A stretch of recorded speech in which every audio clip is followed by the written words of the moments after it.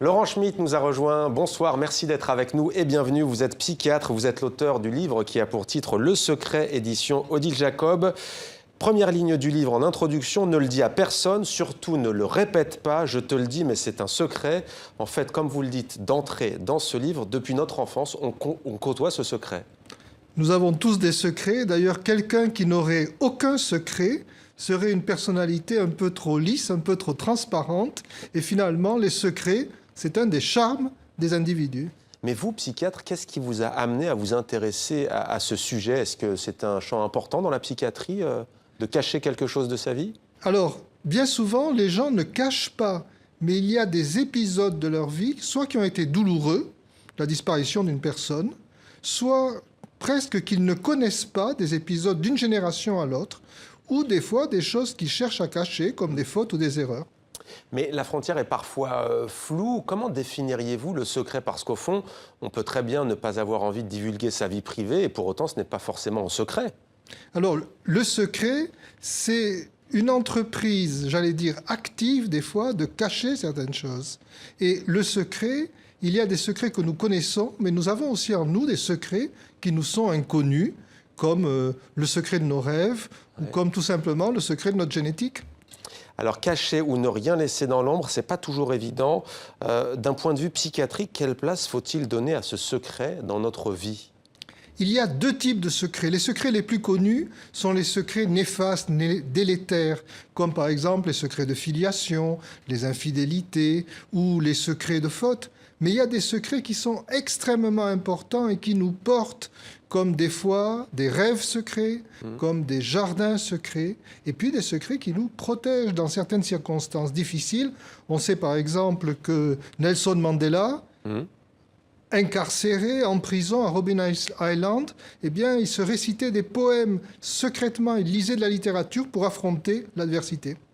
Il résistait ainsi, il y a une forme de résilience. Alors à partir de récits de patients où le secret a joué un rôle, ils se sont confiés à vous, vous montrez comment des activités psychiques secrètes nous protègent, vous l'avez dit, nous permettent de rester debout. Outre Nelson Mandela, grande figure de la résistance mondiale, est-ce que vous avez, même si vous êtes tenu par le secret, nous raconter peut-être une anecdote qui vous a marqué d'un patient ou d'une patiente? Eh bien, écoutez, j'ai en tête une patiente qui, lors de l'adolescence, a voulu garder secrète le fait qu'elle n'avait pas de petite amie. Et d'une certaine manière, elle écrivait des lettres d'amour qu'elle faisait semblant de poster pour faire croire à sa famille qu'elle avait un petit copain.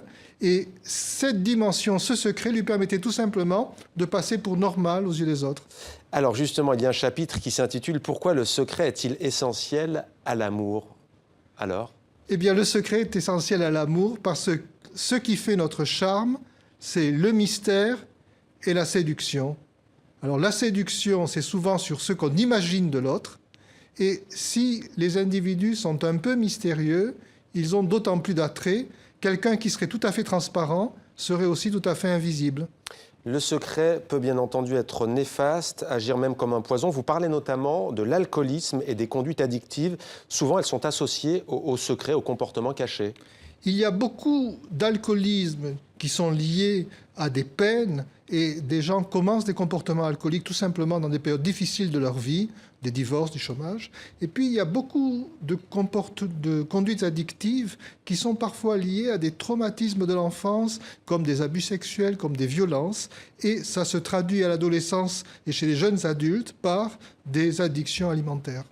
Alors, ce qui est fascinant avec votre livre, c'est que ce secret, en fait, il est présent dans tous les champs de la société. Prenons la question du terrorisme. On entend parfois des familles, des proches, des auteurs des attentats dire on a totalement été... on n'avait totalement pas vu venir, en fait, le danger. Secret, dissimulation, quel est le rapport? Eh bien, on est dans la transparence a comme opposition le secret, la dissimulation. Et la dissimulation, ça peut être une stratégie. C'est d'ailleurs un des aspects des phénomènes de radicalisation qu'il faut prendre en compte. Ce sont les stratégies de dissimulation, c'est-à-dire d'être dans la masse, de passer inaperçu. Et souvent, ces familles méconnaissent beaucoup de choses jusqu'au moment où il y a le poteau rose qui est révélé. Est-ce qu'on peut faire sortir un secret de la part d'un individu? Il y a toute une partie consacrée notamment à l'aspect militaire des choses, avec des expériences et des substances, tests de vérité, de mensonges. Alors ça a beaucoup de limites, mais dans les années 60-70, il y a eu ce qu'on appelait le sérum de vérité, c'est-à-dire l'association d'amphétamines et de tranquillisants. L'amphétamine, c'était l'accélérateur, le tranquillisant levait les défenses. Si quelqu'un vraiment ne veut rien dire, il ne dira rien. Il ne dira rien. Et pour terminer, peut-être un conseil à celles et ceux qui nous regardent, qui ont sans doute des secrets bien gardés. Que leur diriez-vous, vous ou le psychiatre? Eh bien, l'intelligence relationnelle, c'est simplement d'arbitrer, de savoir quels sont les secrets qui nous sont positifs, qui nous aident, et les secrets qui sont des poisons lents, comme vous évoquiez tout à l'heure, et qu'il faut à un moment travailler et libérer. Donc, une réflexion sur le secret qui n'est pas que négatif. Merci beaucoup Laurent Schmitt, psychiatre, auteur du livre Le Secret, édition Odile Jacob. Merci à vous.